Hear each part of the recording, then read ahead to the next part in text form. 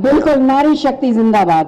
भारत माता की, भारत माता की, नारी शक्ति, नारी शक्ति। मैं तो यही कहना चाहूंगी कि जिस विपक्ष ने ये घिनौना काम किया है उसको ये सोचना चाहिए कि यहाँ तो भारत जिसमें वो रहते हैं उसको भी माँ कहा जाता है।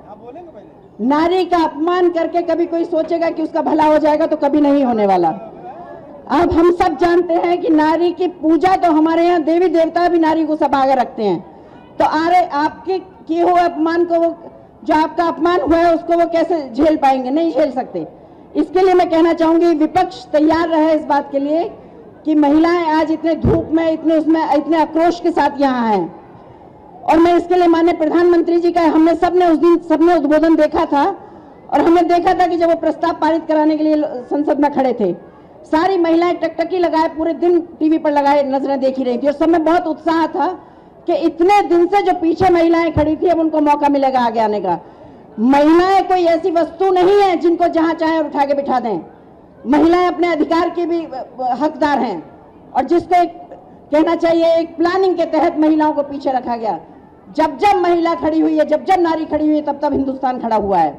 इसमें कोई बहुत बड़ी बात नहीं है। बहुत अच्छा सा भी उद्बोधन हमारी अध्यक्ष महिला मोर्चा गीता शाक्य जी ने यहाँ दिया और अभी आपको और भी सुनने को मिलेगा। मैं तो सिर्फ इतना ही कहने आई हूँ कि ये आक्रोश है तो आक्रोश कामयाबी में बदलना चाहिए, इसको मरने मत देना बिल्कुल भी।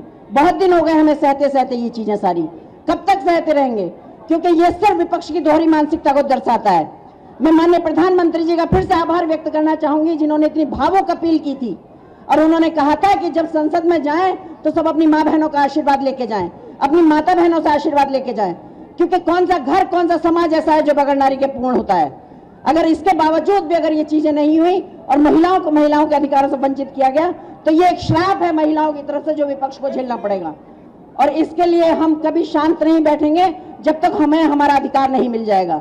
मैं सारी बहनों का यहाँ सब इकट्ठे हुए हैं, मुझसे पूछा पत्रकार भाइयों ने कि यहाँ क्या प्लानिंग है, क्या किस कार्यक्रम के तहत हो रहा है, तो मैंने उनको कहा कि ये कोई प्लानिंग नहीं है, ये हमारे माननीय मुख्यमंत्री जी इतने सरल हैं कि जो अपनी बहनों की बात इतनी आसानी से सुनते हैं और बहनों के लिए एक अच्छी अप्रोच है।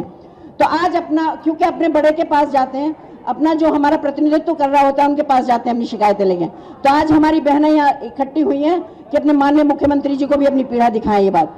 हालांकि वो भी दुखी तो जरूर है क्योंकि जिस दिन से वो भी मुख्यमंत्री बने या माननीय प्रधानमंत्री जी ने शपथ लिए उस दिन से लेकर आज तक महिलाओं के बारे में बातें हुई हैं और हर मंच से हर जगह महिलाओं को आगे बढ़ाने की कोशिश की गई है। तो मैं आप सबसे यही कहूंगी कि इस आक्रोश को बिल्कुल शांत मत होने देना, इसको ऐसे ही रखना जब तक हमारे अधिकार नहीं मिल जाए और इसका खामियाजा विपक्ष को भुगतना पड़ेगा, इस बात को हमें भी ध्यान रखना चाहिए। इसी के साथ मैं अपनी वाणी को विराम देती हूँ। बहुत सारे वक्ता हैं और आप सबको बहुत बहुत बहुत बहुत शुभकामनाएं भी देती हूँ इस बात की कि कम से कम विपक्ष को एक मौका हमने दिया था, उन्होंने उसको ठुकरा दिया, लेकिन आपको आपका अधिकार मिलके रहेगा, आपको कोई वंचित नहीं कर सकता। और मैं माननीय प्रधानमंत्री जी का, माननीय मुख्यमंत्री जी का फिर से दिल से आभार व्यक्त करती हूँ। तो फिर भारत माता की धन्यवाद।